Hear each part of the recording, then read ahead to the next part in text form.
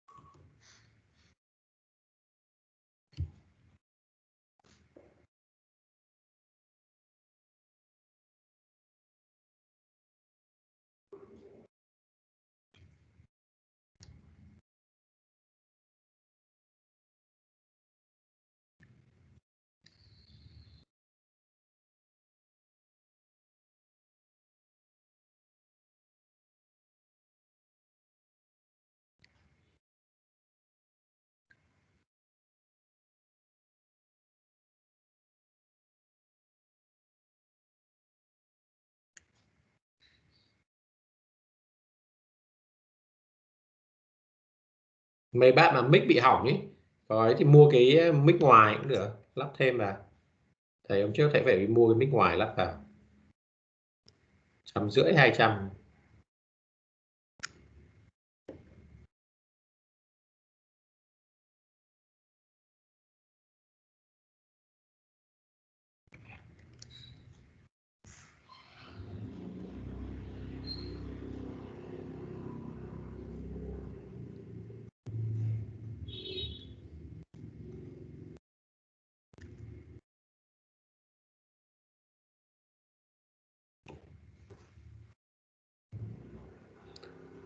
Ok.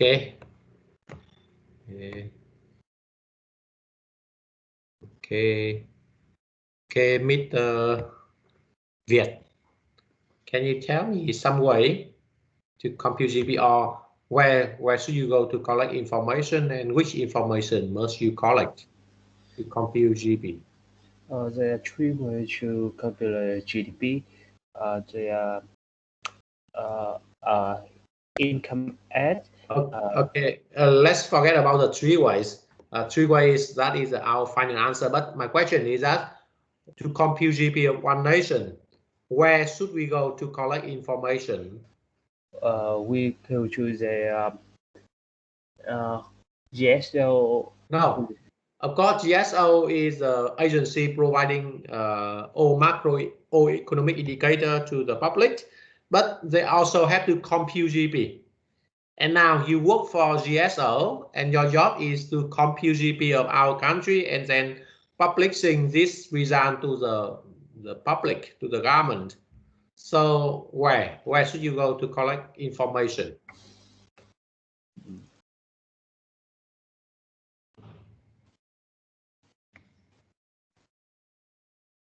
Do you understand my question? Yes, I understand. Yes, thank you.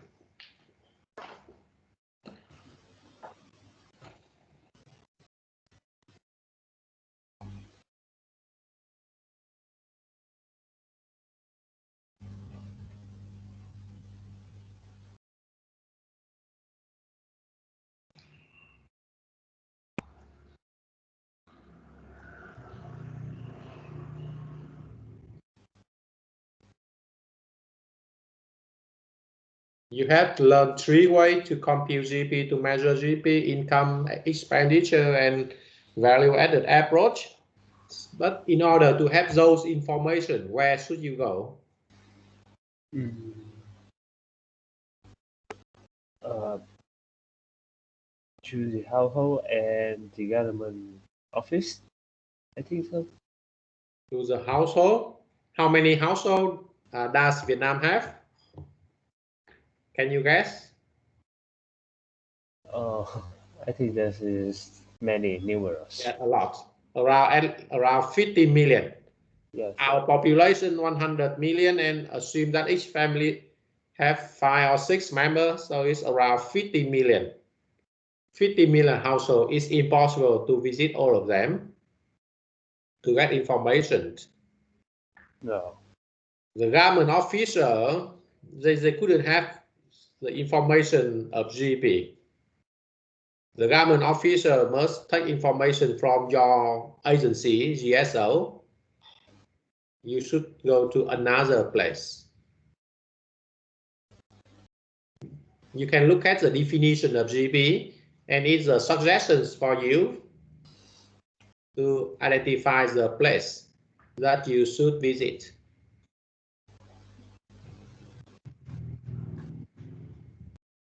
GDP is the value of goods and services. Market value. Market value is not the place. Where should you go? GDP is the value of goods and services, final goods and services produced within the country and in a given period of time. So where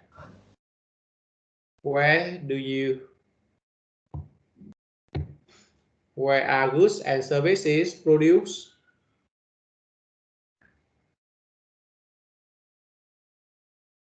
Where are goods and services produced? In the country. Of course, in the country, but where more specifically? Where are they produced?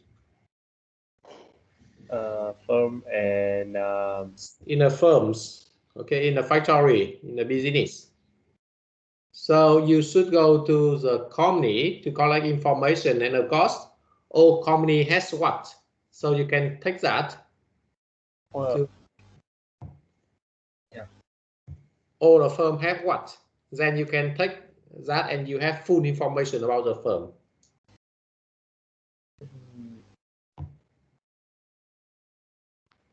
Balance sheet and income statement. Yes, exactly. The balance sheet and the income statement, and that is all information you need to compute GDP. Okay. So please tell me how to compute GDP using the value-added approach. You may have mentioned 3 ways. So let's start with the value-added approach. So how to compute GDP using this method?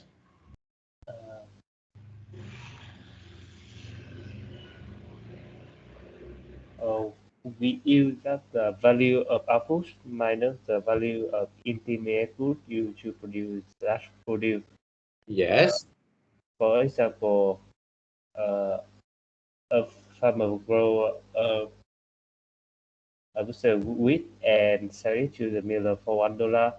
Yes. And miller turns the wheat into flour and sell it for $3. The baker use the flour to make loaf and bread and for $6, and the when you compute the GDP, the first one will be the GDP for a farmer will be 1, the GDP for the miller will be 3 minus 1 equal 2, and okay. The last one is the engineer minus 3 that equals 3, and so sum of the total will be 6. Okay, so that is the way. We see that goods and services, final goods and services, the value is contributed by all firms in the economy. So we just identify how much contributed by each firm, okay? And the value contributed by each firm is just equal to the difference between the output it makes and the input that it purchased from other business. Okay, so each firm has one value added equals the difference between those concepts, and then you take the sum of these, then you get GP. Okay, and the information of output and input purchasing from other company, of course, you can take from income statement and the balance sheet statement. Okay. Okay, that is the first way to compute GP. What is the second way? Income approach. The second way is that the way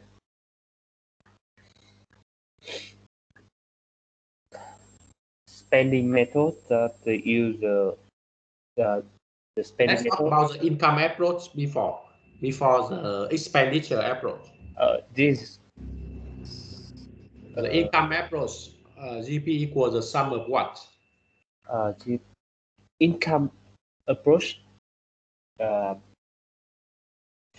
GDP equal the total income received by factor in the factor participating in the production process, that is Wage, firm profits, profit, capital rent, yes, rent, interest rate, capital rent, interest rate, yes, interest rate representing for the capital rent. uh, asset depreciation, and indirect tax. Yes, okay. And you can see the value added of each firm. That is the difference between how much the firm received and how much the firm paid to other firm is what left for the firm. And this amount of money will be paid to the person who contribute to the value added of the firm.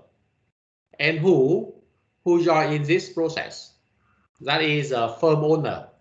Okay, he must be the manager. He organize everything in an efficient way to make goods and services. So he get profit from that. Of course, he also employs some workers and he must pay salary for them or wage for them. So that is the second component, the wage.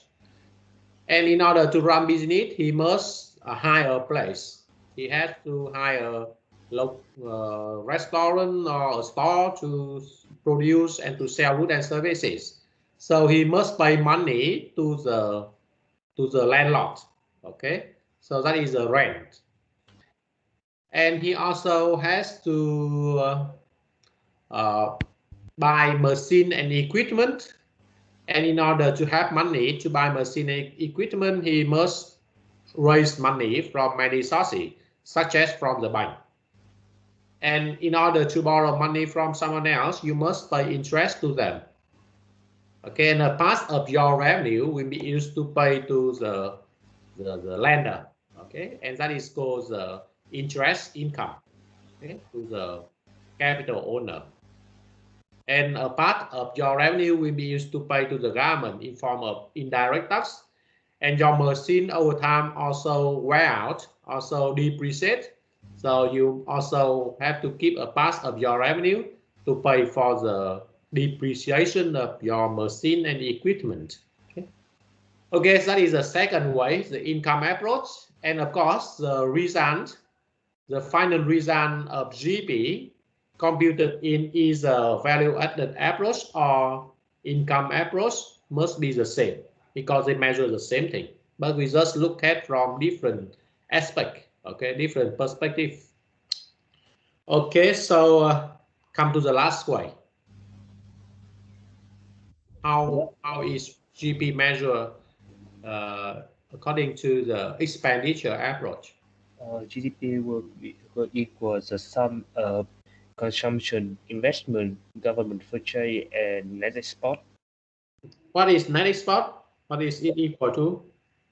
Net export equal to export minus import. Yes. Can you tell me why we have this formula? What is the objective of dividing GP or spending on GP into this way, into this component?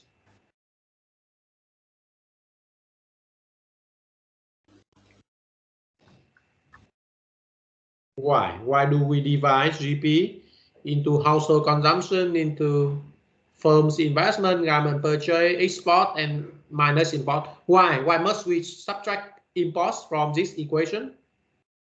I think that is because for the different profile, I guess. For different profile. Why? Can you give one specific example to illustrate the reason why we have that classification?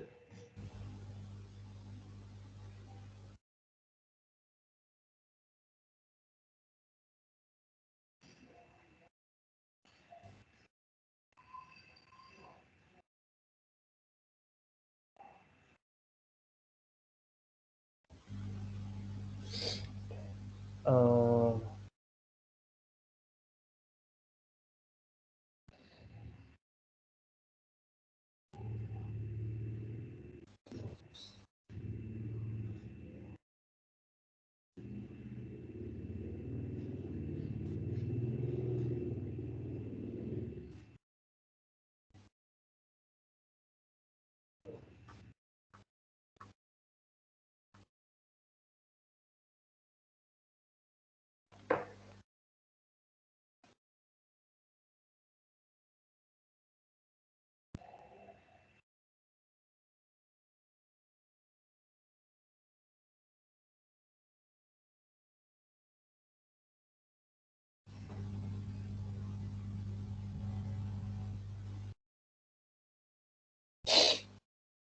Have you found the answer?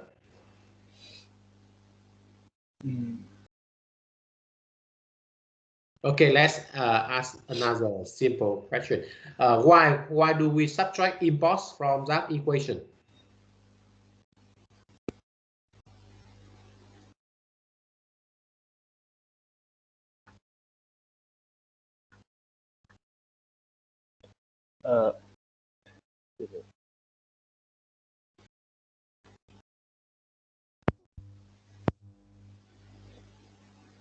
Because the import is not domestic product. Yes, exactly. Not domestic product. But do household purchase foreign product? Yes, they do. Yes. So you have seen the foreign product in component, household consumption, firm investment, and government purchase. But GDP does not include the foreign products. So we have to subtract all foreign products in the CIG from that equation. So we have to subtract imports. That is the reason. Okay. Okay, let me explain the reason why we classify GDP in that way. As you can see, the household consumption have different different roles or different objective from the firm investment spending. When you buy a laptop or you buy a car or motorbike, for instance, it's just to satisfy your benefit, your own benefit, your happiness, your excitement. Okay, you buy something just to consume, to serve for yourself, nothing more. Most of the time, okay. But when the firm purchase something, its purpose is quite different. Its purpose is to make money in the future. Okay. When you buy a laptop, you can use it for watching movie, to play game, of course, for studying, of course, but for other purpose. But for a business, they purchase a laptop or desktop just to serve for the business, to make money. Okay, the same for the car. You can buy a car for your convenience, for your excitement, for your appearance. But for the firm, it purchase a car once again to serve its business, to make money. Okay, so that is the reason why we should separate the household consumption from the firm investment. Because if you want to evaluate the well-being today, the happiness of public today, you should look at the household consumption because it brings benefit to ourselves. If you consume more, you are happier. Okay. But if you want to evaluate the prospect of the economy in the future, how the economy in the near future, you should look at how much the economy invests. Okay. We have to look at the amount of investment done by the firm. If the firm invests more, it means that its production capacity in the future would be higher, and therefore the economy can produce more goods and services in the future, and in the future we will have higher standard of living. That is a difference. Okay, so that is the reason why we should put household consumption and firm investment into two parts separately. And it's the same for government spending or export. They have different role in the economy. Okay. And another reason why we should classify the buyer into those components, because it's very helpful for economic analysis and economic policy. You can see that all economic policies will affect the buyer side, the demand side. The monetary or the fiscal policy that the government can use to help stabilizing the economy will only affect, not only, but mainly affect the demand side, the buyer side. So if we classify the buyer into those components, so we can see which policies should be appropriate in each case. Because if the problem comes from the household consumption, so the government should focus on the policies which affect the household consumption, not the firm investment spending. or as a component. Okay, that is the point. Okay, the next question: what is the difference between the real and nominal GDP? Very simple question. And okay, Hạnh thì hỏng mic rồi đúng không? Ok, Tuấn Anh vậy. Hello. Yes. So the question is, what is the difference between the nominal GDP and the real GDP, right? Yes. I think the difference is based in the how we calculate the nominal GDP and the real GDP, because when we calculate the nominal GDP, we also take into consideration the price of the products, of all the products, like in the current period of time. But when we calculate the real GDP, we just use the base price in the base year that we choose to calculate. So yes, I think that makes it different. Yes. So which kind of GDP better reflects the trend in our standard of living over time? I think that the real GDP is a better indicator of standard of living, because the real GDP, we just consider the quantity of products that is yes, produced exactly in the country. Yes, our standard of living depends on the amount of goods and service we consume, and real GDP better reflects the trend in the amount of goods and service. It's not affected by the price level. Okay, thank you for your very good answer. And the last question: can you tell me some aspect not reflected in GDP, and as a result, higher GDP does not necessarily reflect a higher standard of living? Okay, I repeat my question. Can you tell me some aspects that are not reflected in GDP and resulting in the limitation of GDP? It is not the perfect indicator of our standard of living. Okay. Miss Thu Phương.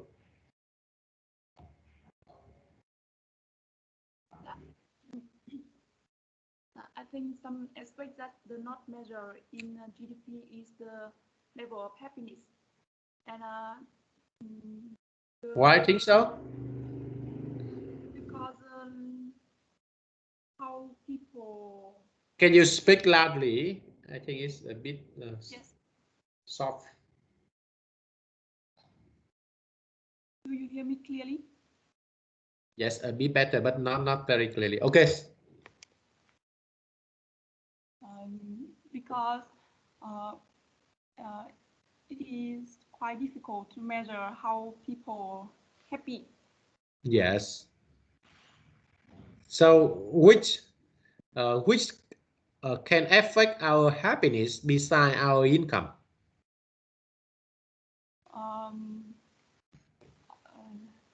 For example, the experience that we have with our family or friends. Yes. Yes, exactly. The leisure time we spend for our family or our friends is very also important to our life. And if you spend much time on working, we have less time for leisure and for our family, and maybe we are not very happy for that. Exactly. What else? The other thing is the environment. Yes, environment is very important, especially in the world today. Yes. What else? At the moment, I just think about that two aspects. Okay, thank you. Okay, so besides those aspects, you can see that the equality in the society also very important. Maybe we have a higher income, but the income distribution is not very equal. Someone very rich and someone still very poor is not very good for the society. Another issue is gender equality. You are a woman, you are a girl, and you have a higher income, but you are not respected. In your family, in the society, you are not respected. You have no role. Of course, you are not very happy, even you have a lot of money. Okay, so many aspects can affect our happiness, but they are not reflected in GDP. The environment, the leisure time, the feeling of equality, of democracy, the education, our health, and so on. All of them affect our well-being, but GDP does not perfectly measure those things. That is some weakness. And that is the reason why today other economic indicators were constructed to reflect our standard of living. For instance, you can look at the HDI, Human Development Index. That index is composed of 3 components, including GDP, the literacy rate, illiteracy rate, reflecting the education, or the life expectancy, reflecting the medical system, and other, such as the inclusiveness index. It reflects the income distribution in the society, okay, or the happiness index, which is measured in recent years, okay. So there are some main contents that you should remember in this chapter, the very important concept, GDP. Okay, let's talk about CPI, the Consumer Price Index. How to measure it is quite simple. You can look at the textbook yourself. But the key point I would want you to remember. Can you tell me some situation that you have to use the inflation rate to make a real economic decision? Okay, you can calculate the inflation rate is 10%. So is there any situation that you must use this number to make one economic decision in reality? Okay, you can think about this problem, and then I will ask some of you to answer.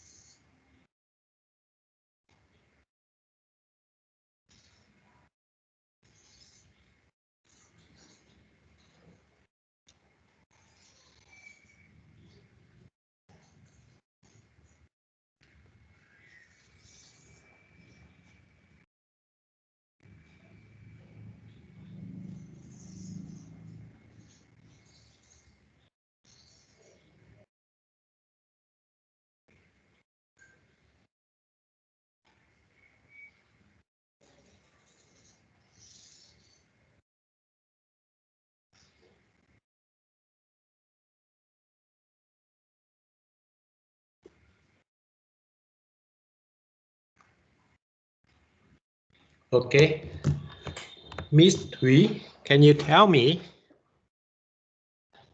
some situation that you have to employ the inflation rate to make real economic decisions?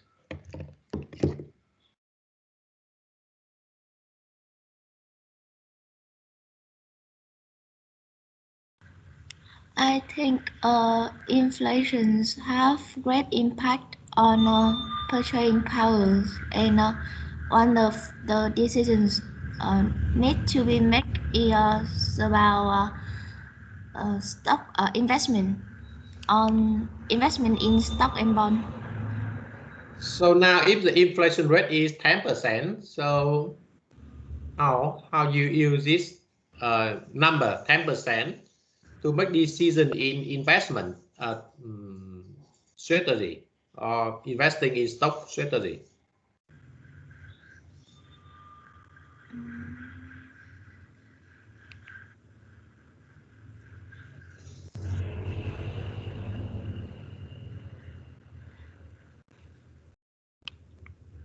If you decide to invest in stock market, so inflation rate is 5% or 10%, do they affect your decision to invest in the stock market? Yes, of course. How? If investment is higher, so how do you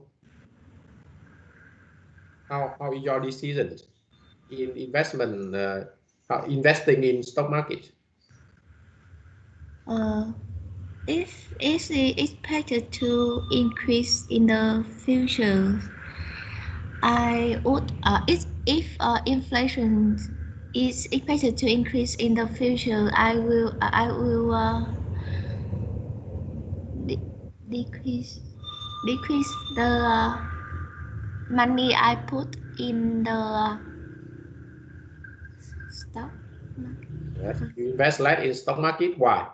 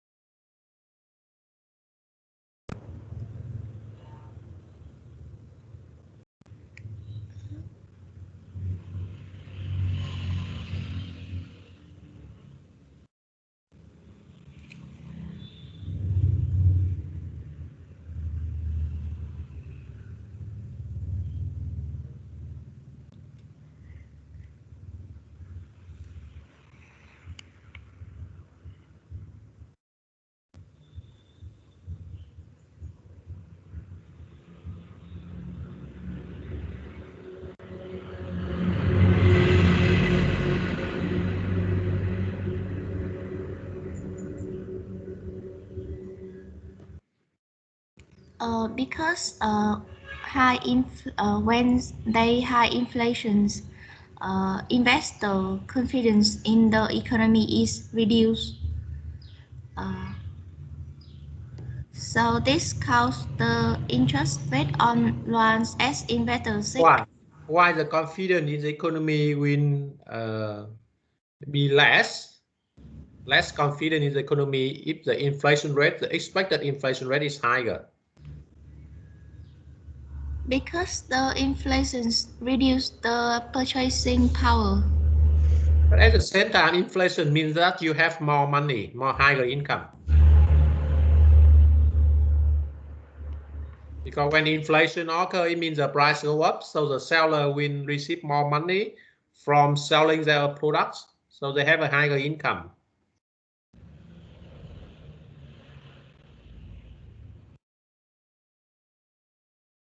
And all of us are both the buyer and the seller of something. Okay, before buying something, you must sell something else. I have to sell my education service before I buy laptop. I buy my breakfast and other things, and the same for you. Your parents have to sell something, so your family have money to pay for your education service today. So higher price, it means that higher income and higher expenditure at the same time. So how can you know that inflation is higher than the economy is worse?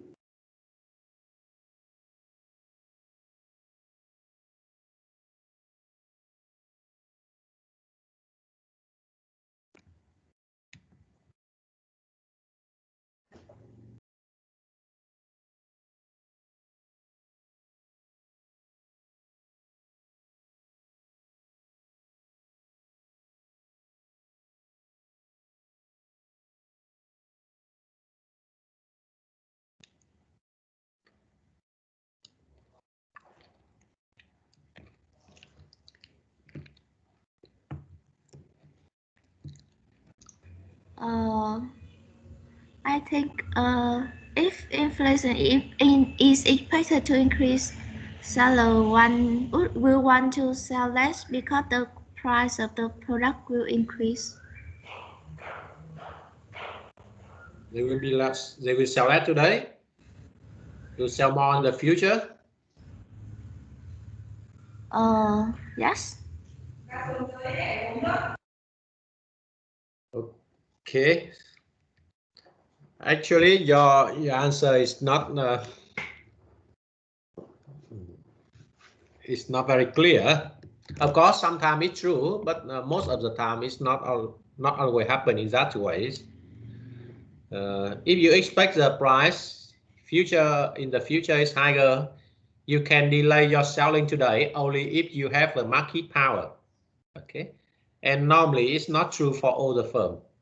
Okay, only some seller like gasoline station, if they expect tomorrow price higher, so they can stop selling today to wait for one day later to sell at the higher price. Is really true. It's happening that way. But for the seller of many other goods and services, it will not happen in that way.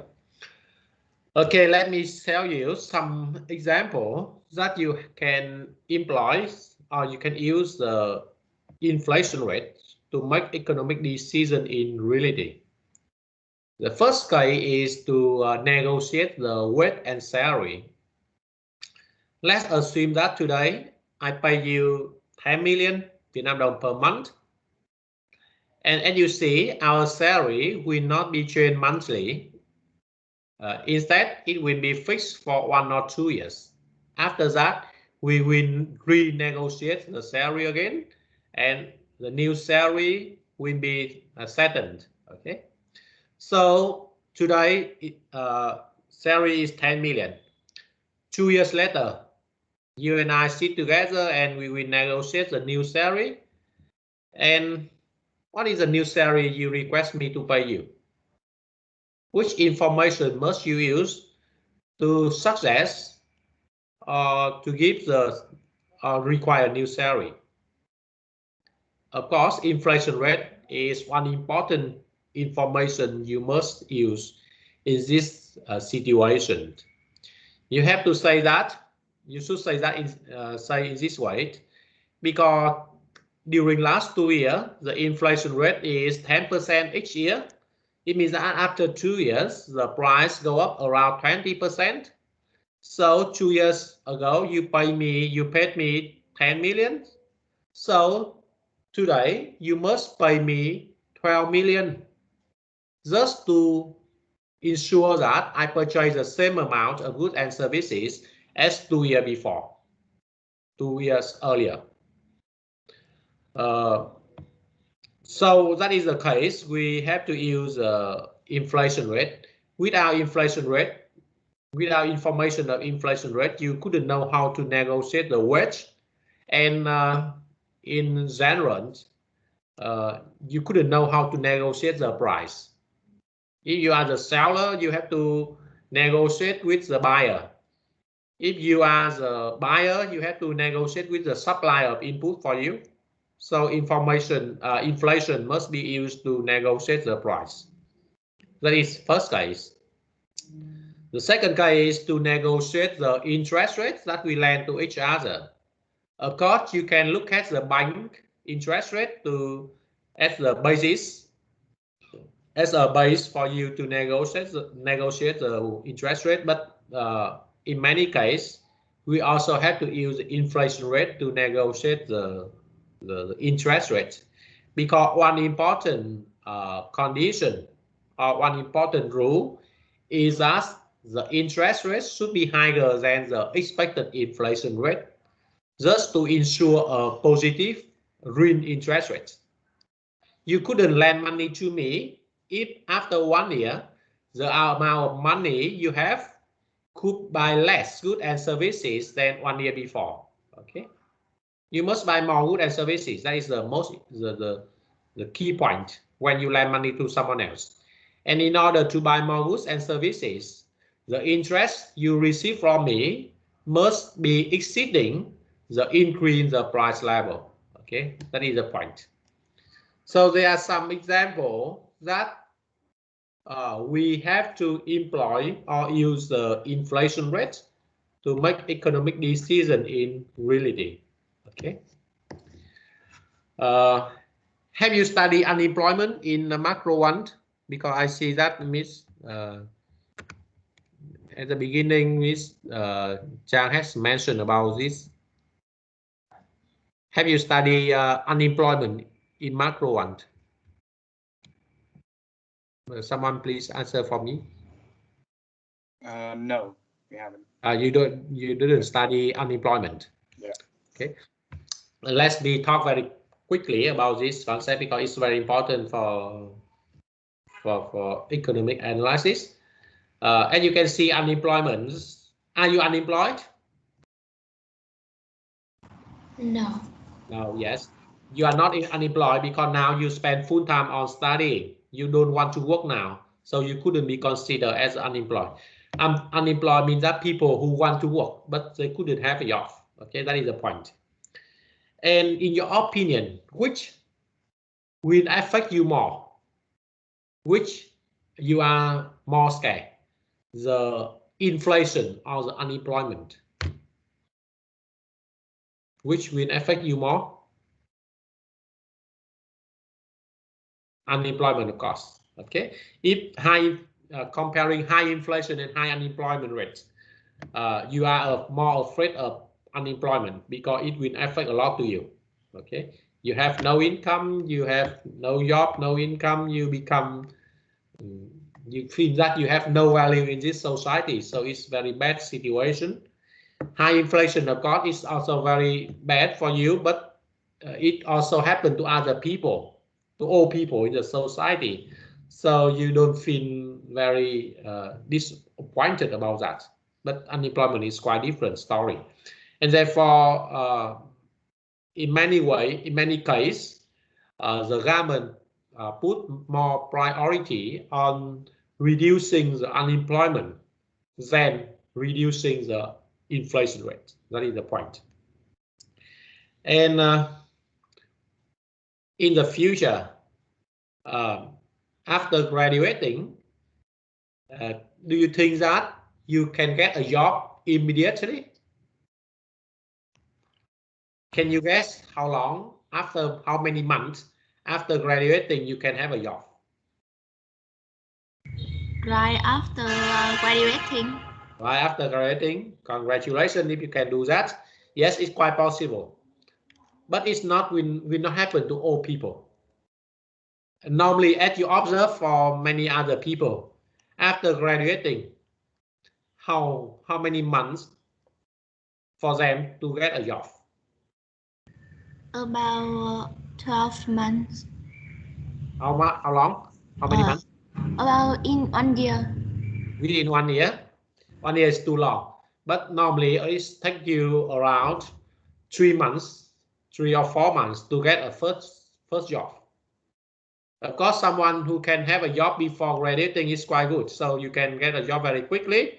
But for most of students, they only start looking for a job after graduating, and from the first day they start looking for a job to the day that they get a job is around 3 months. Okay, in the normal condition. But in some very bad year when the economy is in recession, it can take longer time.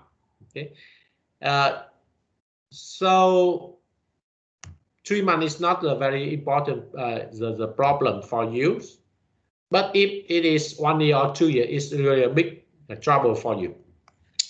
So what is the reason for being unemployed? Why are you unemployed for this period of time, 3 months? They classify unemployment cause into this. The first cause is called frictional unemployment. Frictional unemployment, thất nghiệp là tạm thời. It's just because we need time to collect information about the job, to apply for a job, to be interviewed, to come on labor contract. Okay, to get a labor contract with the company. Okay, You are unemployed not because of having no job for you. Actually, at that time, there is one job, a few jobs available for you, but you don't have information about those jobs, so you must have time to collect this information. Okay, that is the first kind of unemployment is called frictional unemployment. The second kind is called structural unemployment. Thất nghiệp cơ cấu, structural unemployment. It refers to the insufficient number of jobs in the economy. The insufficient number of jobs in the economy can come from the mismatch between the skill you have and the skill you are required to have. Okay, you are educated to become some the bank staff, for example, but the demand for bank staff reduce a lot. They need more marketing staff, for example, so you can be unemployed, not because of the insufficient job, but it's because of your mismatch, the mismatch between the skill you have and the skill the firm wants you to have. Okay, and that is one kind of unemployment existing, very popular in our society today. Okay, the mismatch between the education system and the labor market system. Another example is that sometimes the wage was pushed upward to a very high level, and as a result, we have insufficient job for all of us. The causes of high job, high salary is that the minimum wage law, the trade union, or the efficiency wage theory. What do they mean? The minimum wage law, it means that the government set a minimum wage for the company to pay to the worker. And if this minimum wage is very high, so the firm couldn't hire a lot of labor, and therefore many people couldn't have a job, even they want to work, because there is insufficient job for them. Trade union, it means that the worker can join in union, công đoàn. And the union, the representative of the union, will negotiate the wage with the employer, the business manager, and they ask for the very high salary, and the firm manager must accept this requirement. But at the same time, if they pay the higher salary, they must find someone else. They only can hire a few number of labor. They couldn't pay high salary for a lot of labor. Okay, so they only keep very good labor and they find the other, and therefore many people become unemployed. And the last reason is efficiency wage theory, lý thuyết tiền lương hiệu quả. It explains that some firms are willing to pay very high salary because they believe that if they pay a higher salary, the worker will work harder and they can recruit more or high quality worker.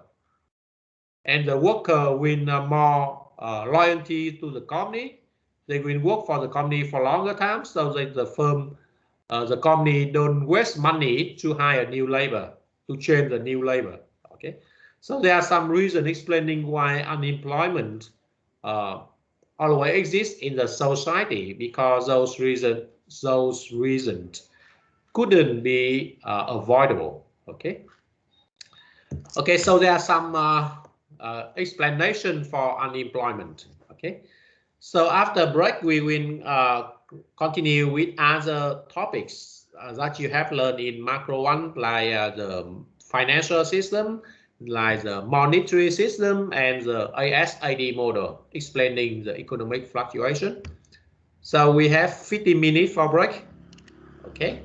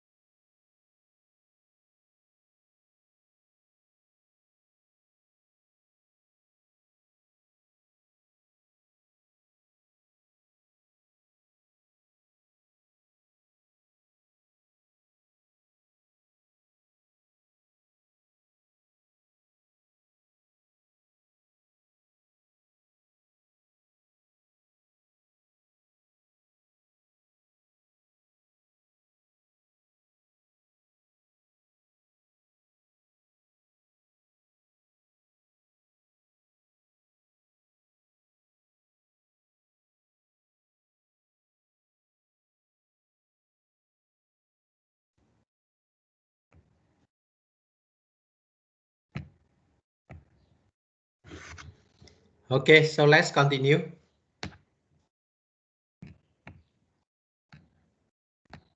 Do all of you come back? Yeah.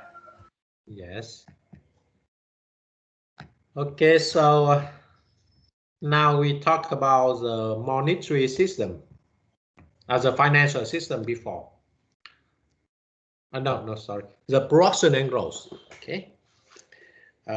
This chapter will explain why some countries are rich, why the others still poor, why American people have a high standard of living, not high but high standard of living, much higher than country like Vietnam. Okay. So the explanation for the difference in standard of living come from the difference in the productivity. As you can see, in order to have a higher standard of living, we would consume more goods and services. But in order to consume more goods and services, we must be able to produce more goods and services. And that means our productivity would be higher. So who can tell me why some country like US have a high productivity, but the other countries still have a low productivity? Okay. What determines the difference in productivity around the world? Okay. Okay, so you can think for a while and then I will ask some of you to give the answer.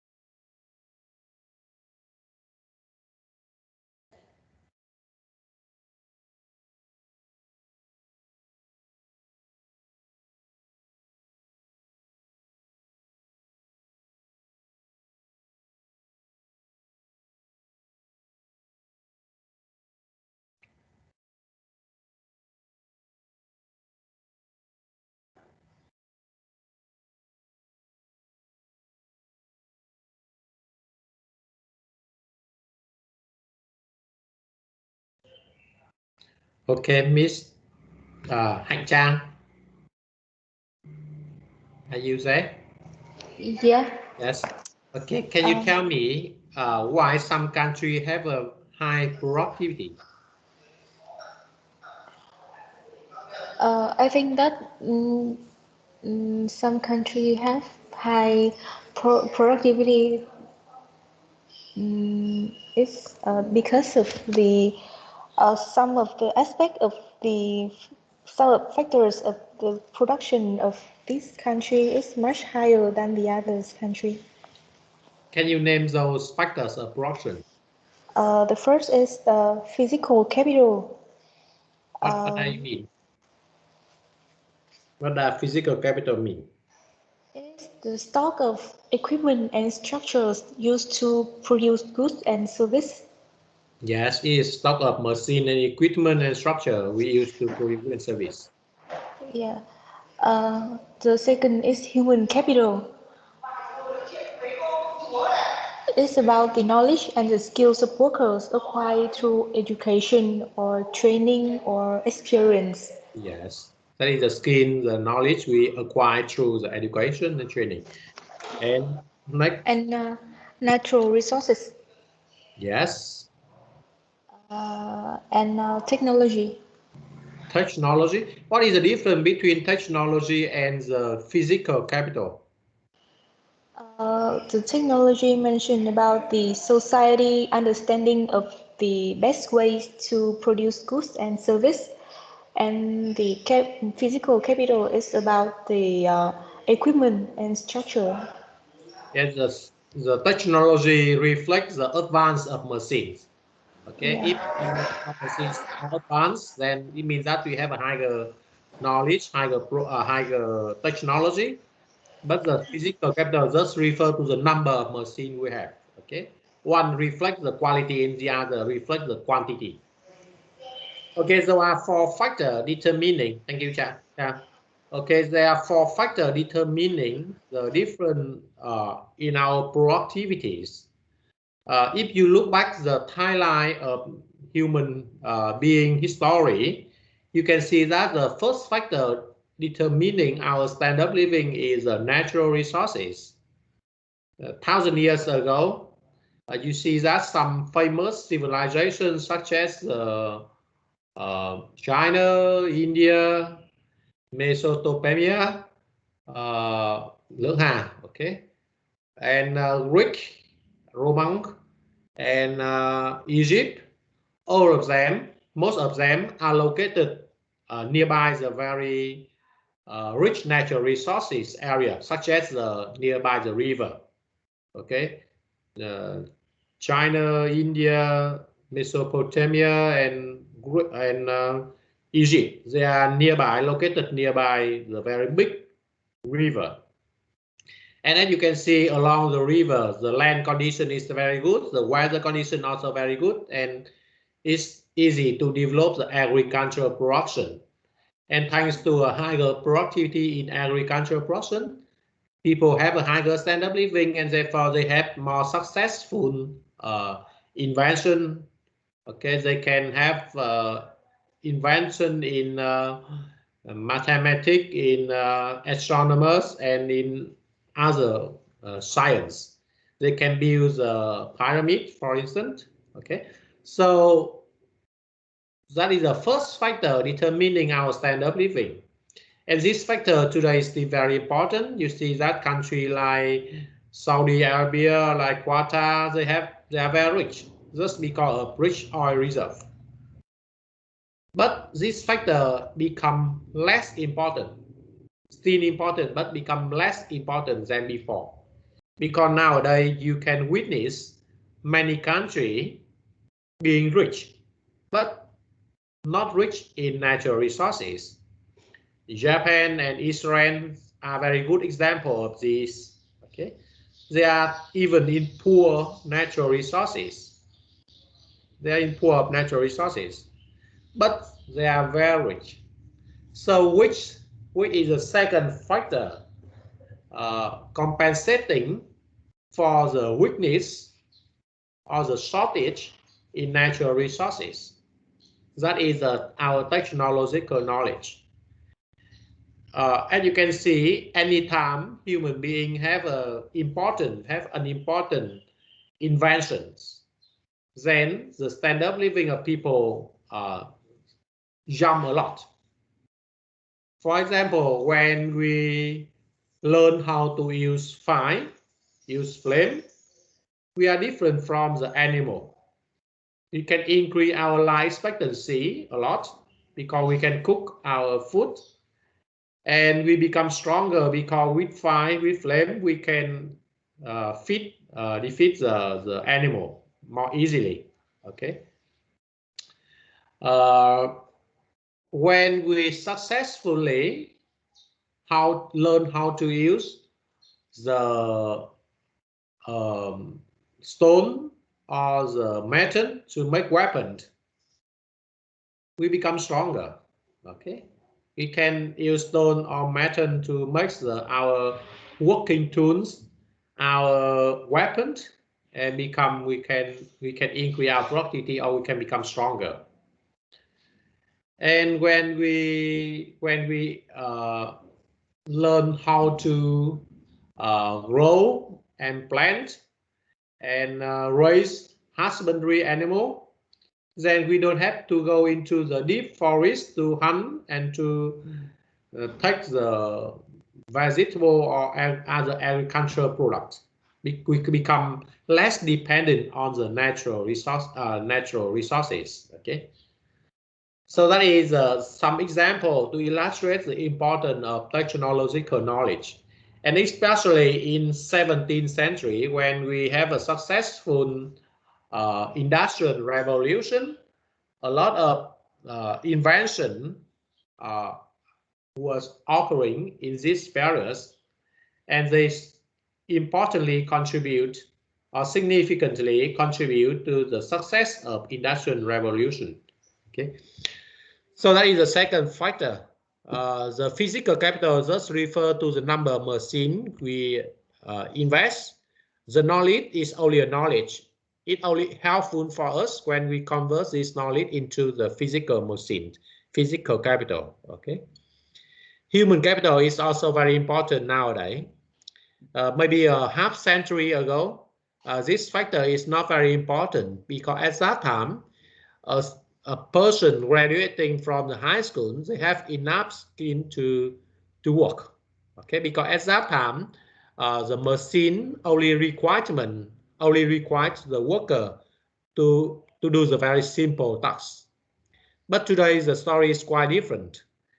In order to work, you must study longer. Okay, you must spend 12 years in the school and another 4 years or 3 or 4 years in the college or in the university or the vocational school. Because without being trained, you couldn't work, or your productivity would be very low. Because nowadays the technology requires us to have a lot of skill that were not required before. Okay, so some country like Singapore or Japan, they can get out of the poverty in the mid of 20th century and become a very rich country like we see nowadays, largely explained by the high quality of labor force. Okay, they invest a lot in the education system. They can use English very well like Singapore. They can approach the international education system, and therefore they can improve the skill of labor in the public, and they contribute to the success of industrialization and modernization of this country. Okay, so those are the main factor determining our productivities. And now please tell me, in your opinion, which policies that the government can use to help raise the productivity of one nation. For example, for Vietnam, which policy would be used to raise our productivity? Okay, you also have a few minutes to think of and then ask some of you.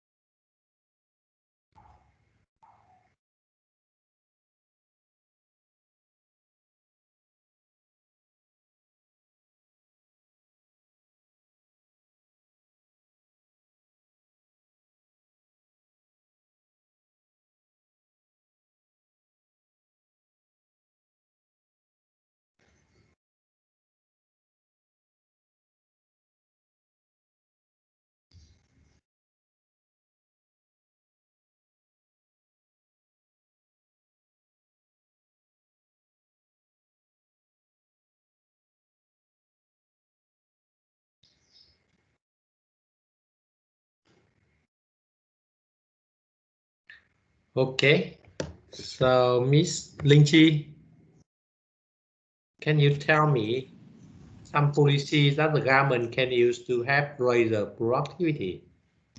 I think that government can use some policy on education and training to improve the human capital, Exactly.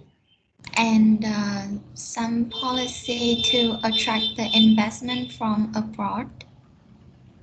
How this policy can help increase the productivity?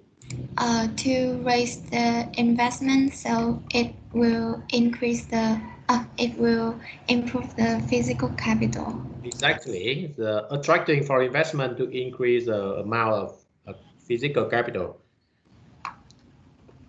What else?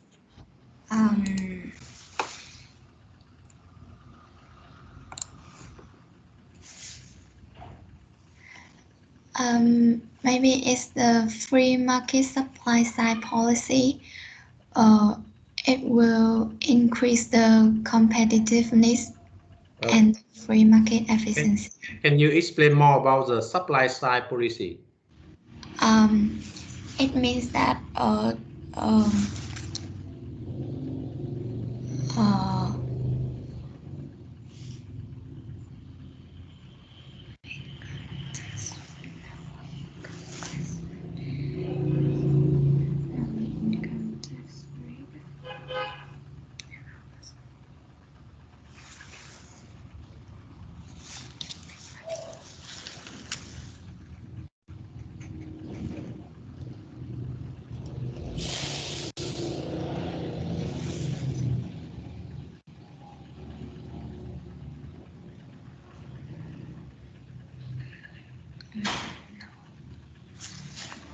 for example, the lower income tax rate. Yes. In general, the low income tax or the lower tax rate can help increase the supply side because the firm have more incentive to invest because they see more profitable, so they will invest more.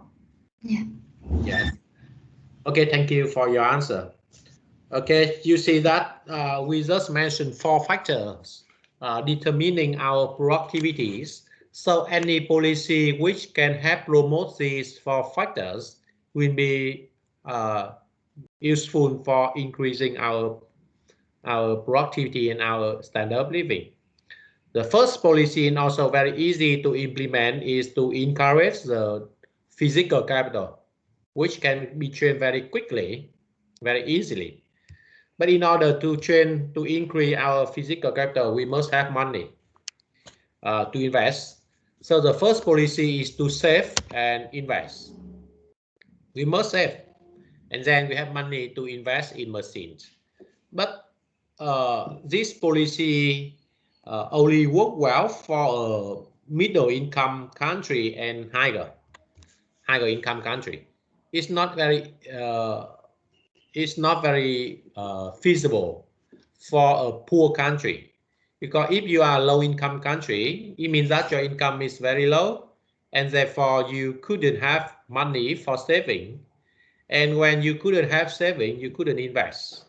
So for low income country, they couldn't grow, they couldn't get out of the poverty on their own. So what is the solution for this country? They must base on the foreign investment.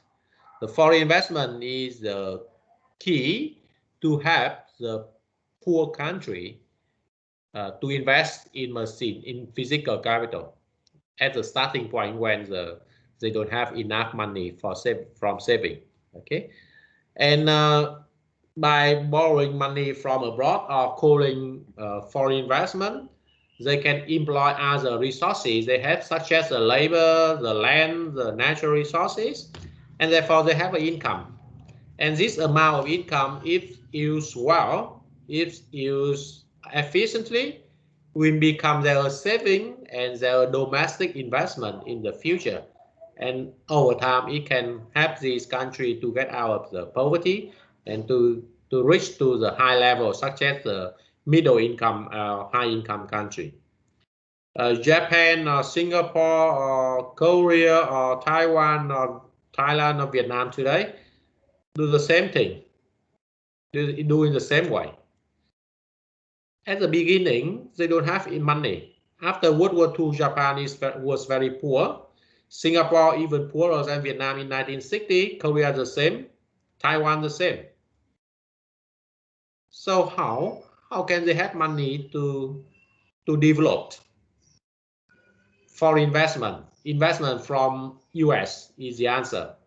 They call for investment from US, and therefore they can employ their resources to increase their production, and therefore they have a saving over time. Okay, so that is the first two policy to help increase the amount of physical capital. The second factor we should improve is the human capital, and of course it must be done through the education and training. We must reform our education system to help increase the skill of the labor, the knowledge of the labor. But for Vietnam, we understand the importance of education and training, and many reforms in this sector has been undertaken so far. But until now, many people think that the education system in Vietnam is still problematic. A lot of trouble occurring in this system. One reason is that our labor market is still not good. And when labor market is still not good, it means that there is still a lot of chance for low quality labor. Okay, and therefore many people see that low quality labor still have a job. So why should I invest a lot of time to study if I still have a chance to get a good job, good payment, even I have no skill, but I have a relationship. I have a good relationship. I can give bribery to get a job. It's been very popular in this society. That is a problem. Okay. In the future, if the labor market become more transparent, more or better, okay, it's better, then we understand that we only can have a job, we only can have a good job, good payment job, when we are skillful, when we have a good knowledge. Then of course you have to invest more in education, and that will put pressure on the education system, and they must be changed to be better. But today that's still not done well. Okay, that is still not done well.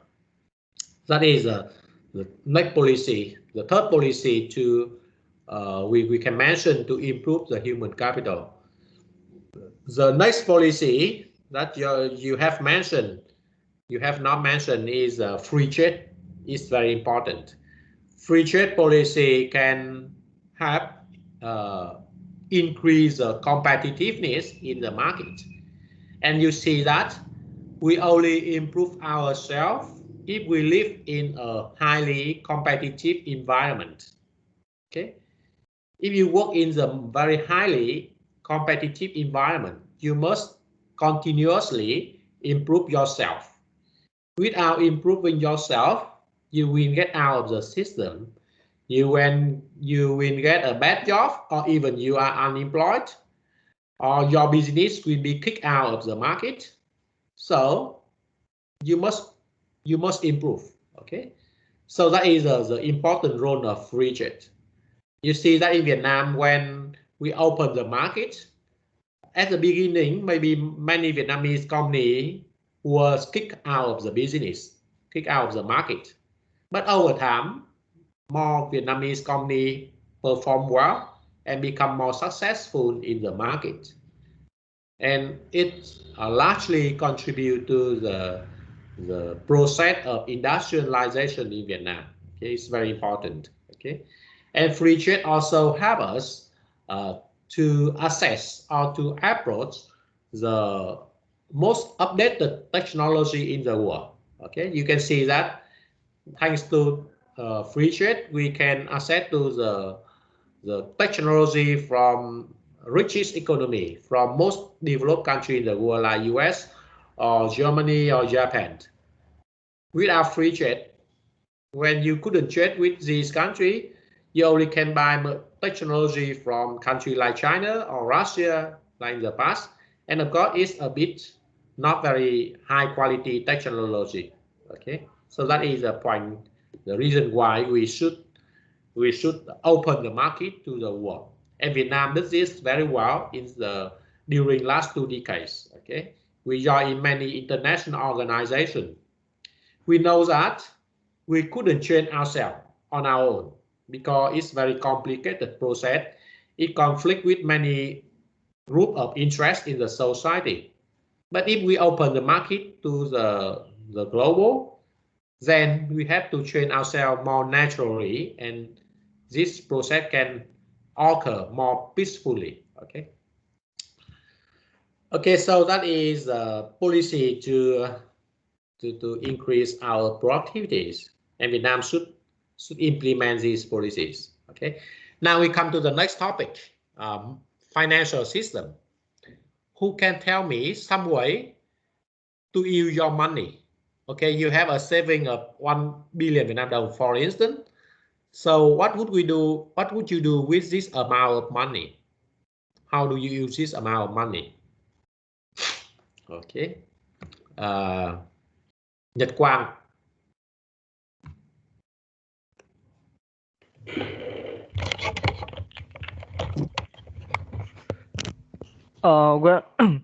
When you have a million Vietnam đồng, a billion Vietnam đồng, there are several ways you can use this money. First is to saving. Saving. What I mean, you saving. You say saving. Yes. What does saving mean? What did you do with saving? You have a saving of 1 billion Vietnam đồng. So now what you do? What would you do with this amount of money? You can buy bond and stock. Yes, you can buy bond or buy stock. Or buy stock. What is the difference between bond and stock? When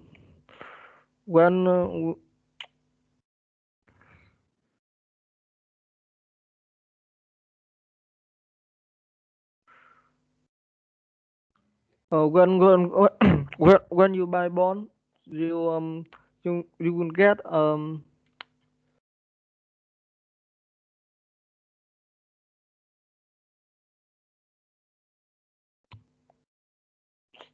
you get a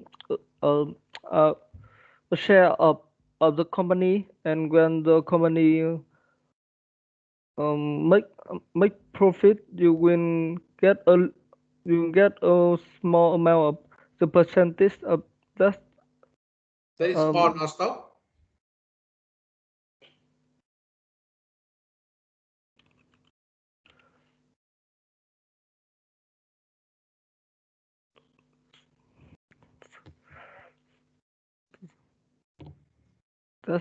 That's stock. Yes. What does stock mean in Vietnamese? Stock mean cổ phiếu. Yes. And bond? Bond mean trái phiếu. Yes, exactly. So what about bond? If you buy a bond, so what does it mean?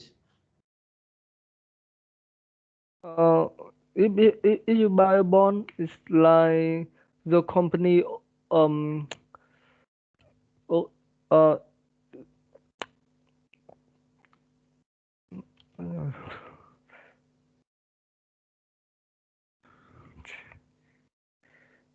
when you buy bonds, so you like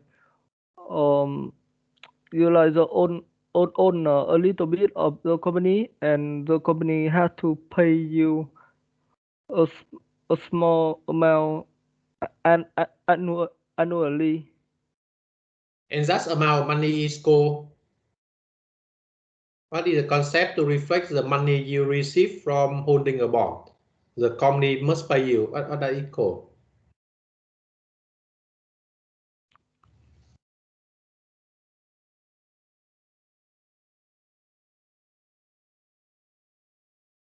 Yes, that's interest payment. Interest payment. Okay. Yes. Yes. So you see that the difference between stock and bonds. Stock means that you have ownership. Okay. You have the right to share the given profit of the company after 1 year, corresponding to the number of stock you hold comparing with the total stock issued by the company. Yes. And this amount of money depends on the business performance. But for the bond, the company owner commit to pay you a certain amount of money, which is called the interest income, and it will not depend on the performance of the company. Okay, they have the high profit or low profit or even loss. You must pay you the same amount of money as they promise. Okay, so that is the difference between stock and the bond. Okay, that is the first way you can invest. You can use your saving to buy stock or to buy bonds. What is the second way?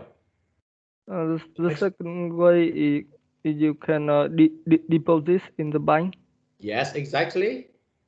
And you will get interest income from depositing money in the bank.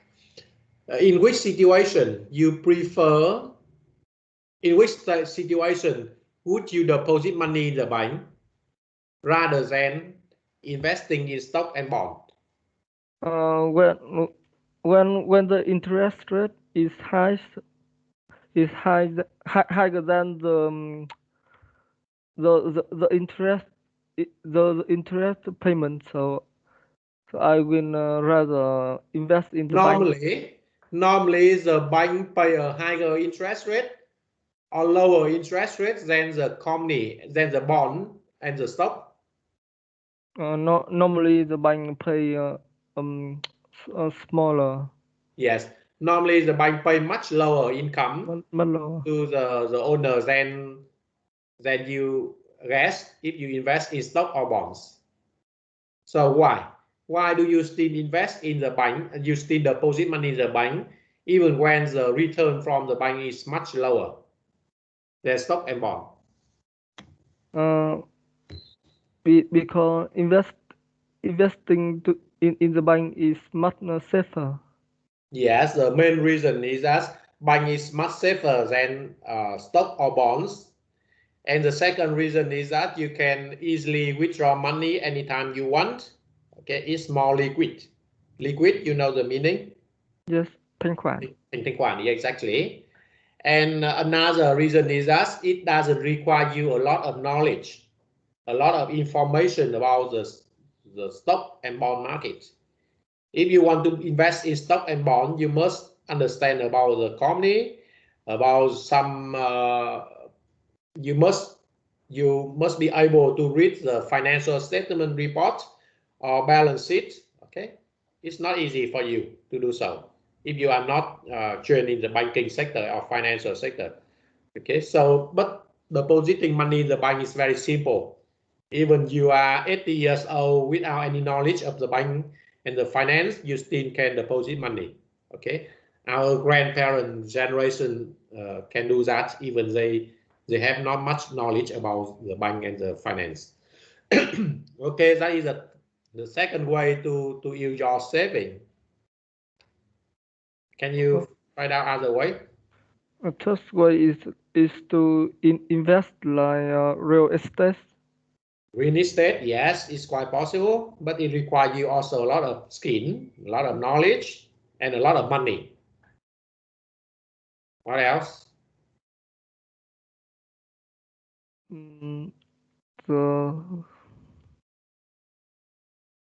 Have you learned about mutual fund?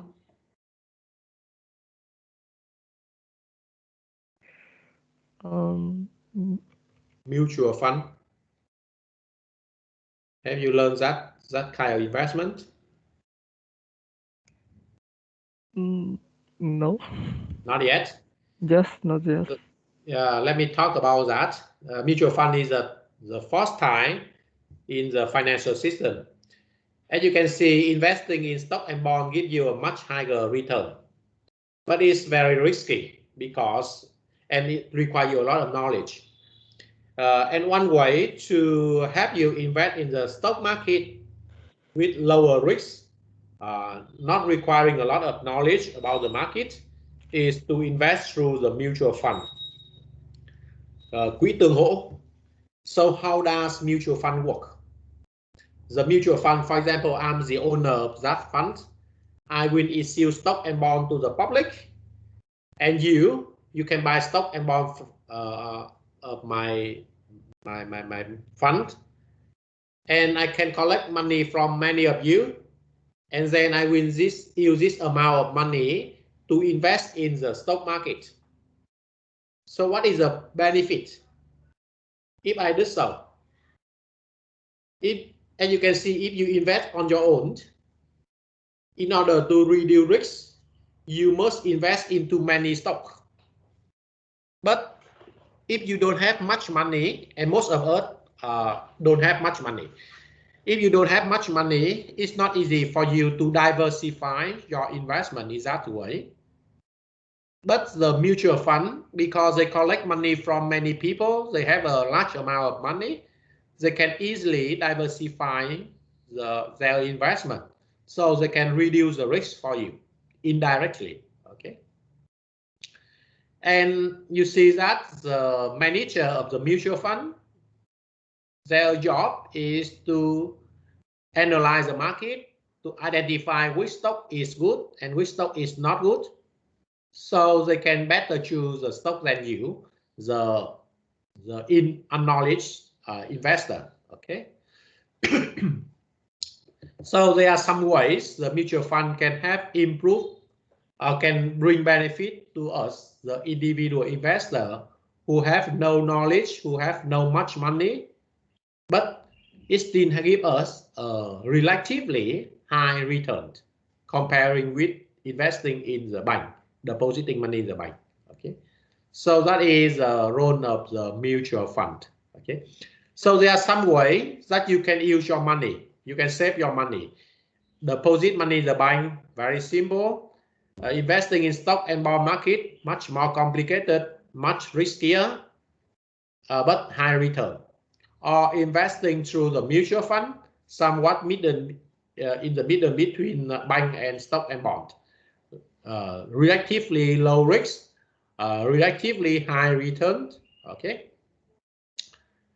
And as you can see, in the production and growth chapter, we already explained the importance of investment.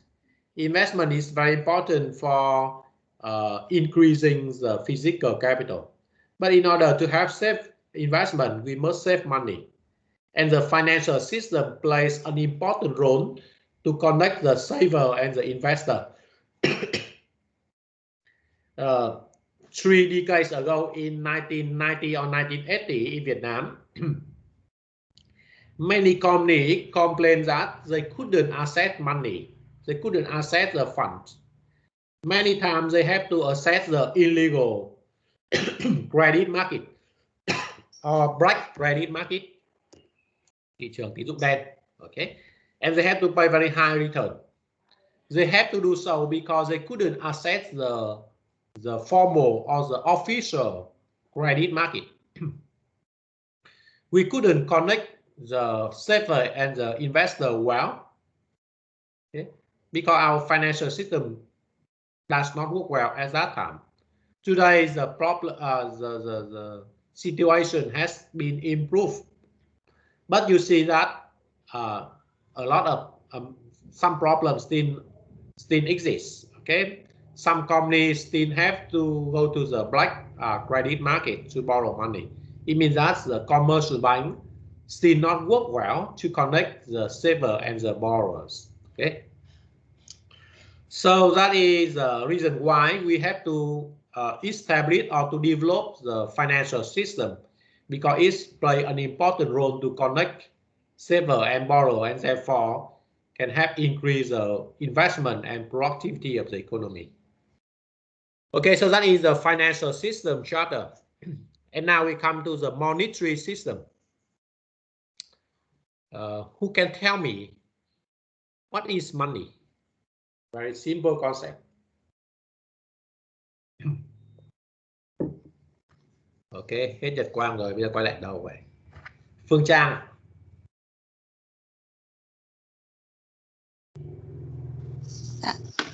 Yes. Can you tell me what money is? Money.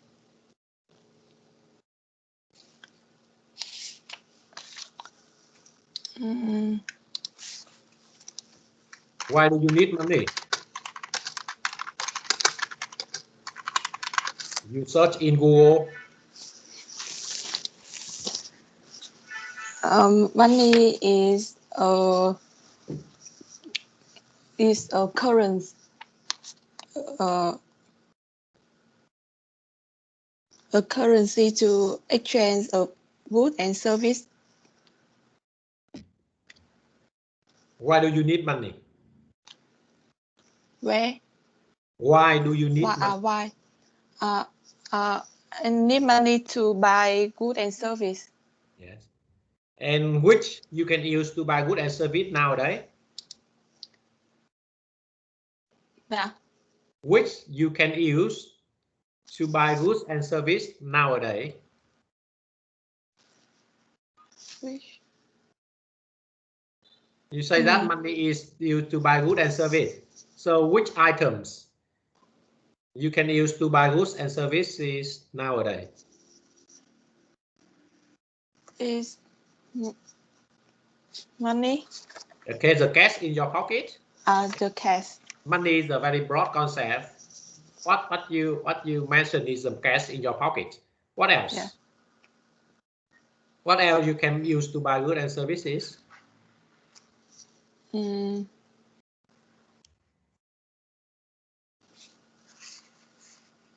cash? Yes, I think cash.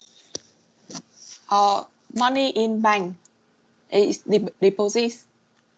How can you use deposit in the bank to buy goods and service?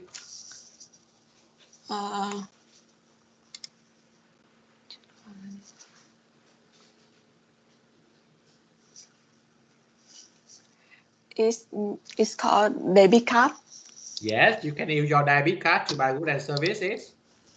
One way is to take the cash out of your pocket and pay to the seller.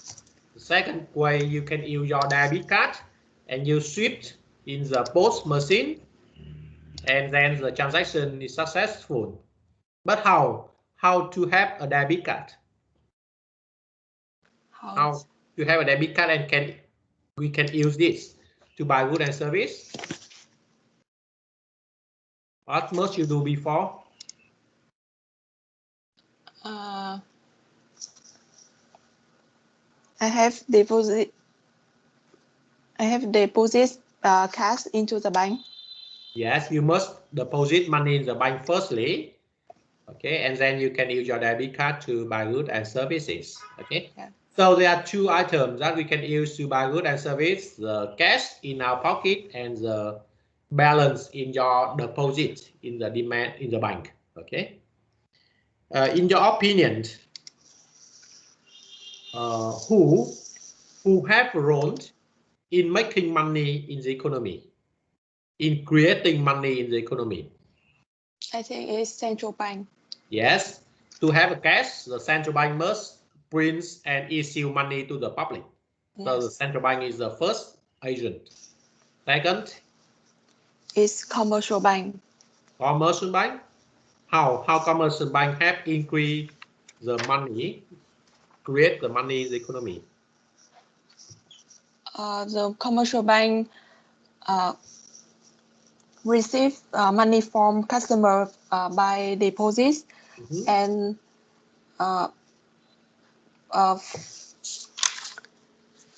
let other customer to lend.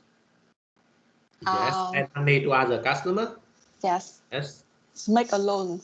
Yes, they make a loan to the public. Yes. Yes. When they do so, which item they create?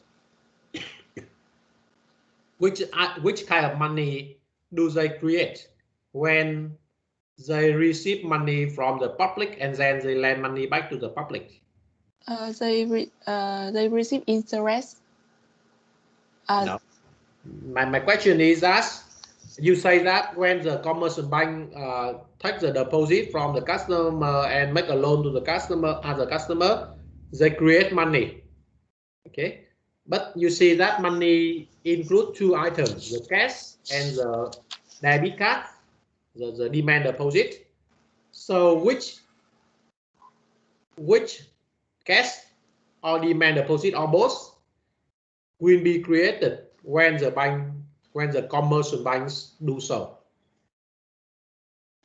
I think it's deposits. Yes, demand deposit, the debit card. Yeah. Okay, when you put money in the bank create a new demand deposit, new debit card. So new money will be appearing. But you see that when the bank do so, the cash in our pocket will be less.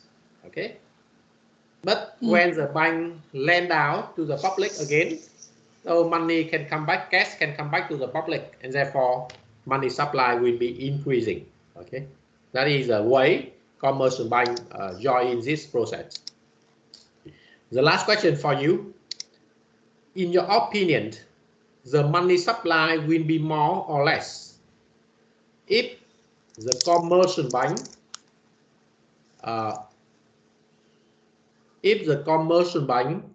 worry about the safety of the borrowers, and the public also worry about the safety of the bank?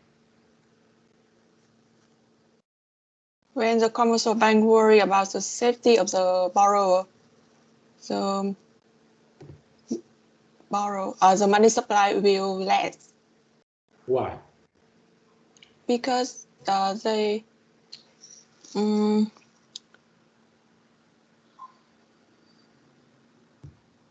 because the commercial bank will less the borrower less money.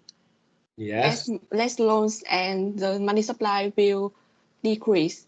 Yes, exactly. You can see that many financial crises occur, leading to the economic crisis because of this. When the financial crisis occur, it means that some bank collapse or some stock market collapse. Okay? And when some financial markets collapse or the commercial bank collapse, the public feel worry about the safety of the banking system. And of course, when some company go bankrupt or some problem arising in the stock market or the bank market, the bank feel also unsafe, and therefore they stop lending or they reduce lending. And when the bank stop lending, the customer stop depositing money in the bank, then money will not be created anymore, and money supply suddenly decrease. And when you see that when money supply reduce, it is not good for the economy because we have less money to buy goods and service, and the company couldn't sell their product, and therefore they will cut production, cut employment, and the economy fall into recession. Okay, so normally the financial crisis can lead to the economic crisis in that way. Okay, okay, so that is the first point. Thank you, Ms. Chang. Okay, the next question.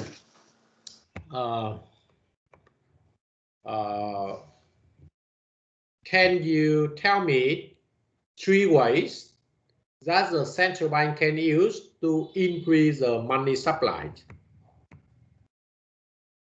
Okay.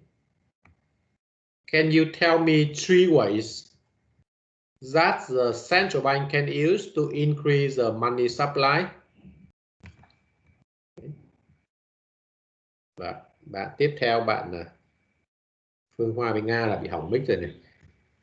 Anh Quang ạ. Yes. So the 3 ways that the central bank can control the money supply. The first way is open market operations. Yes, open market operation. What do I mean? It means that the Fed can either buy or sell. In order to increase money supply, it means the central bank will buy or sell bond. In order to increase money supply, the Fed would buy bonds, buy government bonds. Why? Why buying bond can increase the money supply? As the Fed buy government bond, they in the process pay for the bond with money, which would increase the number of dollar in the economy. Yes, when the central bank buy bond from us, they must pay back money to us. It means that our bank account will be increasing, or the amount of cash in our pocket will be increasing, and therefore money supply will be increasing. Yes. Okay, that is the first way to increase money supply. The second way? The second way is to change the discount rate. Discount rate? Yeah. What is discount rate? Discount rate is the interest rate on the loans that the Fed makes to banks. Yes, that is the interest rate the commercial bank pay to the central bank when they borrow money from the central bank. Yes. So to increase money supply, the discount rate should be higher or lower? To increase money supply, the discount rate should be lower. Yes, because lower discount rate will encourage the commercial bank to borrow more from the central bank, so money supply will be higher. Is the last way to increase money supply? The last way to increase money supply is to change the reserve requirement. Yes. Lower or raise reserve requirement? Lower reserve requirement. Yes. So what do commercial bank do when they have a lower reserve requirement? A lower reserve requirement, they will hold less reserve and they will make more loans, which would Why do they want to make more loan rather than keeping reserve, holding reserve?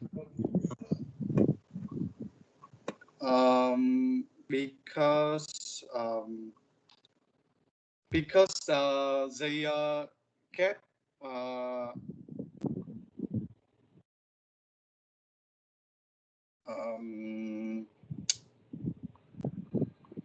if you are the bank manager, you were the bank manager, you want to hold reserve or you want to make a loan? I would want to make loans. Why? Probably because the money that you kept as reserve, you would not gain a lot from it.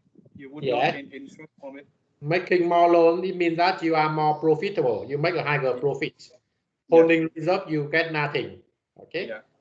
Even you get lost because you have to pay interest to the depositor, but you get nothing from it. So it means that you get lost from reserve. So therefore, if you are allowed to lend more, you will lend more. So lower reserve requirement will encourage you lend more, and therefore money supply will be higher. Okay, thank you for your answer. Okay, so there are three ways to increase the money supply that the central bank can do. But the most popular way to change the money supply is open market operation, because it's very flexible and it will not strongly affect to the business performance of the bank. Okay, and now we come to the last topic, ASID model. And you can see this model is used to explain the economic fluctuation. And now someone please tell me some reasons that lead to a decrease in the aggregate demand. Okay, please tell me some reasons. 2 reasons at least. Please tell me 2 reasons that lead to a decrease in the aggregate demand. Okay, you have 2 minutes to think of, and then I will ask some of you to give answer.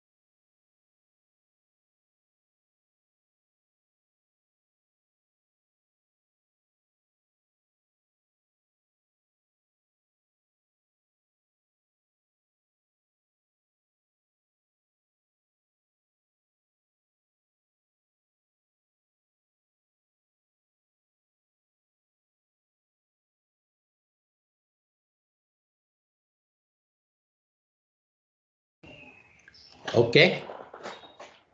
Now, Mr. Việt, can you tell me some factors, some reason leading, some event that lead to a decrease in the agri demand?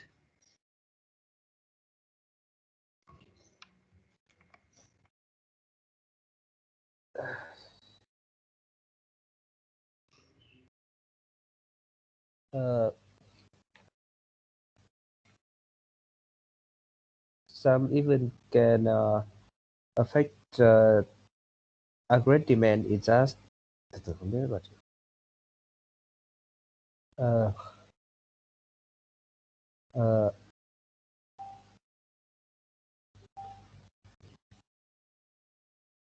is just the decrease in the decrease in since the agri demand is calculated by the sum of C, I, G, N, or NH.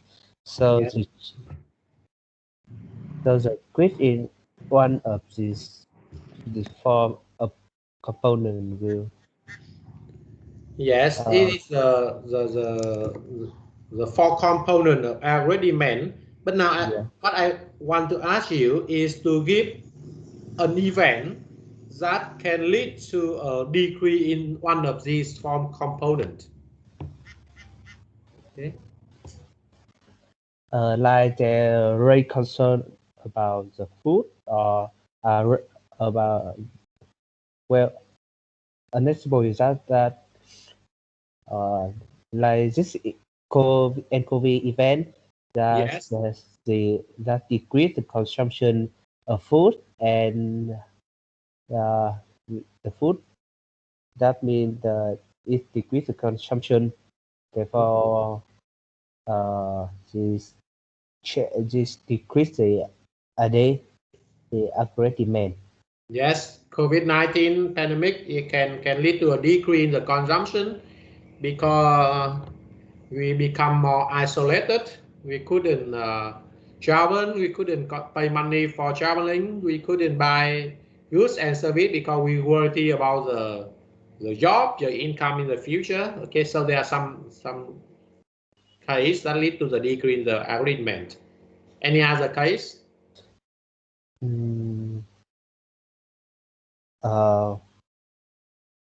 We import a much higher tax on the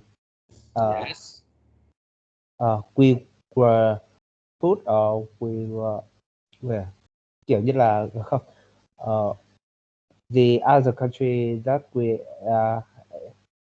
export apply a new tax on our product, so this this decrease the the net export, therefore is decrease the agri demand. Okay, that can be another reason for the decrease in agri demand. But more broadly, we can focus on some reason, macro reason, rather than the micro reasons. Okay, it's not only limited within a few firms, but it happens for most firms in the economy. Okay. So there are some events that lead to a decrease in agri demand. You see that the expectation about the future, COVID-19 occurs, so you feel pessimistic about the prospect of the economy, so you can consume less. The firm manager will invest less. Okay, or the government can impose a higher tax. Higher tax means that you have a lower income, you consume less. Okay, or if the interest rate is higher because of the decrease in the money supply. And when interest rate is higher, you will not borrow money to buy a new car, new house. The firm will stop borrowing to buy new machine to expand their business. So the spending will be less. Okay. Or maybe some conflict with the other country. For example, Vietnam conflict with China. So China will stop buying goods and service from Vietnam. So our export will decrease. Vietnam government can reduce the tax on goods and services imported from Thailand or Indonesia. So we will buy more goods and services from this country. It means that the demand for domestic goods and services will be less. Okay, so there are some reasons explaining why aggregate demand can be changing over time, because many events can occur and affecting this, and that is the reason of economic fluctuation. Okay, what about the aggregate supply? Can you tell me some situation, some event that leads to a decrease in the average supply? Okay.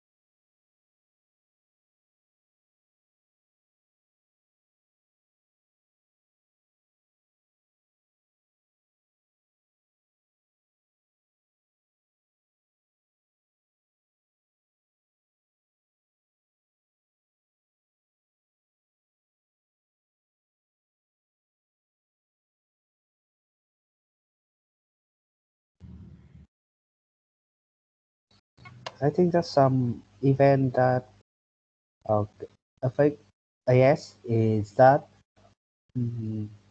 like the government increase the base salary of the employee, so that the government import higher base salary that will lead to an increase in cost of increase in expenditure of firm. Therefore, it will increase the aggregate supply. Yes, aggregate supply refer to the production capacity of the firm. So any factors, any events that affect the cost of running business, then will affect the supply side.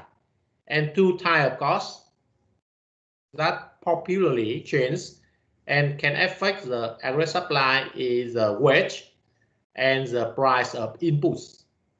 Of course, the price of machine also affect, but it not change too frequently.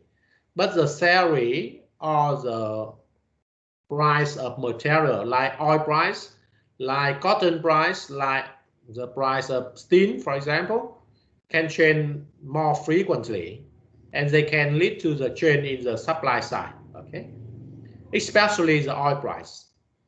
Oil play an important role in the economy because it affects the transportation cost, and transportation is indispensable input of all business, all industry, and therefore anytime oil price go up, gasoline price go up, the transportation cost will go up, and therefore all business will be affected in a negative way. Okay, so there are two some events that affect supply side and demand side, and as you can see, this is the ASID model, the traditional ASID model we have learned. Okay, and any events that lead to the change ID and AS will lead to the change in the output, and the output can be lower than its potential level in the long run. Okay, and therefore the economy can fall into recession. That is what you learn in macro 1. So what would we do in macro 2? In macro 2, in intermediate macroeconomics, we will go around this traditional ASID model, but we will analyze in more details. Do you have any question about this model?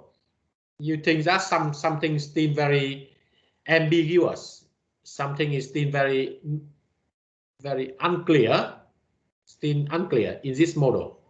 Can you find something unclear in this model that you can question?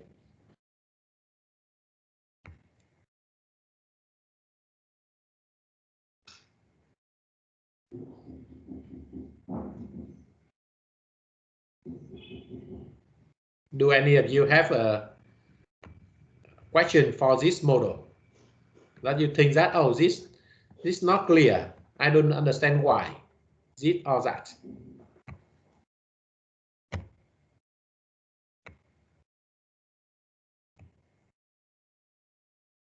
Do any of you have a question for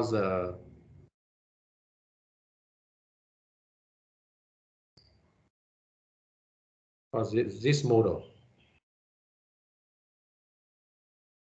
No question? Me. Yes. Can you explain what the impact of COVID-19 on the real economic using ASAD model? Yes, okay. For the AD side, of course, AD will be less. As I explained earlier, COVID-19 will become more isolated. We couldn't travel, for example, so we will consume less. We stay at home more, so we consume less. Okay, so AD will shift left to the left. For the supply side, you can see that when the COVID-19 occurs, the transportation will be less. Okay, and the connection in the production chain also be affected in a negative way, and therefore the supply also reduce. Okay, we couldn't purchase machine and equipment and material from abroad. We couldn't invite the expert from abroad to work. So our production capacity will be less, supply will shift to the left. So when both the demand curve and the supply curve shift to the left, the production of course will be less. Okay. But price is not clear. We couldn't know exactly price will reduce or increase. It depends. It depends on the magnitude or the size of decrease in supply and demand side. If the demand drop a lot, then the price will reduce. But if supply side reduce a lot, then the price will go up. It depends. Okay. For output, it certainly go down. But for price, we are not sure about the trend, the direction of the trend. Okay, are you clear? Okay, thank you. Okay, turning back to my question. Do any of you have a question for this model? Is there anything you are unclear about this model? Is there any question you have for this model?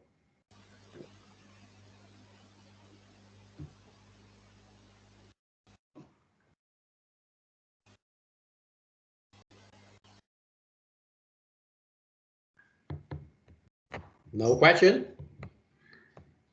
Everything is clear for you? Em thầy, em hỏi là cái long run tại sao nó lại là thẳng đứng ấy ạ? Tại sao được long run AS nó lại là thẳng đứng? Vâng, long run nó thẳng đứng. Cái đấy thì trong nó đã giải thích trong macro one các bạn rồi đúng không ạ? Cái này thì làm cái điều rất là rõ. Tức là long run thì là cái năng lực sản xuất của nền kinh tế. Đúng không ạ? Nó phụ thuộc vào gì? Và nó phụ thuộc vào số lượng physical capital các bạn có, nó phụ thuộc vào human capital các bạn có, phụ thuộc vào technology và phụ thuộc vào natural resources. Đúng không ạ? Và rõ ràng trong 4 yếu tố đấy thì chẳng yếu tố nào nó không có đề cập yếu tố giá. Năng lực sản xuất của chúng ta nó không phụ thuộc vào giá cả, nó phụ thuộc vào 4 yếu tố kia thôi. Thế nên giá cao hay thấp thì kiểu gì nền kinh tế nó vẫn phải sản xuất ở cái mức mà nó fully employ, đúng không ạ? Nó sử dụng trọn vẹn các nguồn lực đấy. Nó có bấy nhiêu máy móc, công nghệ máy móc là như vậy, kỹ năng người lao động là như vậy, có nghĩa nó phải sản xuất ở một cái mức nào đó nhất định tương ứng với nguồn lực đó. Nó cũng giống như ví dụ như tôi chẳng hạn, tôi cũng có một cái lượng công cụ làm việc nhất định. Ví dụ tôi có một cái máy tính này, tôi có một cái máy in, máy chiếu hay máy gì đó chẳng hạn, tôi có một lượng sách vở như vậy. Với công cụ làm việc tôi có như vậy, đúng không ạ? Về human capital thì tôi được đào tạo đến cái ngưỡng như vậy, thầy của tôi như vậy, và mức độ tư vào giáo dục, học hành, đọc sách vân vân của tôi như vậy, thì tôi sẽ có một cái mức nguồn lực tương ứng, khả năng giảng dạy của tôi, chất lượng giảng dạy nó ở mức nhất định nào đó. Và do chất lượng giảng dạy này về cơ bản xét về lâu dài nó không phải phụ thuộc vào tiền lương tôi được nhận.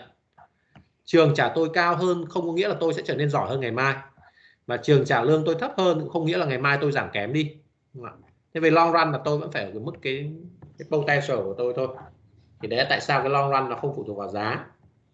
Tuy nhiên cái actual production, cái sản xuất thực tế tại một thời điểm nào đó trong ngắn hạn chúng ta quan sát, đúng không ạ, thì nó lại có phụ thuộc vào giá. Bởi vì sao? Ví dụ là tôi hứng thú thì tôi giảng nhiệt tình hơn thì có thể nó vượt cái tiềm năng của tôi một chút, còn tôi chán thì tôi giảm kém đi một chút, đúng không ạ, thì dưới cái tiềm năng của tôi. Nền kinh tế cũng vậy, đúng không ạ, nó cảm giác nó có profitable, nó lợi nhuận tốt thì nó hứng thú, doanh nghiệp nó sản xuất lên, đề nghị công nhân làm K3 nó sản xuất thêm, đúng không ạ, máy móc nó chạy hết công suất. Còn mà nó chán thì nó bảo thôi sa thải bớt nhân công đi, đúng không ạ, tao sản xuất ít hơn do tiềm năng ở đao thôi. Thì đấy là cái lý do tại sao mà trong short run có thể nó sản xuất chệch so với tiềm năng, là lý do là vì đấu giá cả. Giá cao hấp dẫn hơn, lương cao hấp dẫn hơn thì tôi làm việc nhiều hơn, tôi sản xuất nhiều hơn, còn ngược lại tôi sản xuất ít đi. Được chưa hả Việt? Dạ rồi ạ. Ok. Vậy còn cái gì nó ambiguous, cái gì có mơ hồ trong cái mô hình này các bạn nhìn thấy, bạn nhìn cái đô thị xong bạn bảo là em chả hiểu tại sao thế này lại thế sao thế kia. Có câu hỏi nào kiểu như vậy không ạ?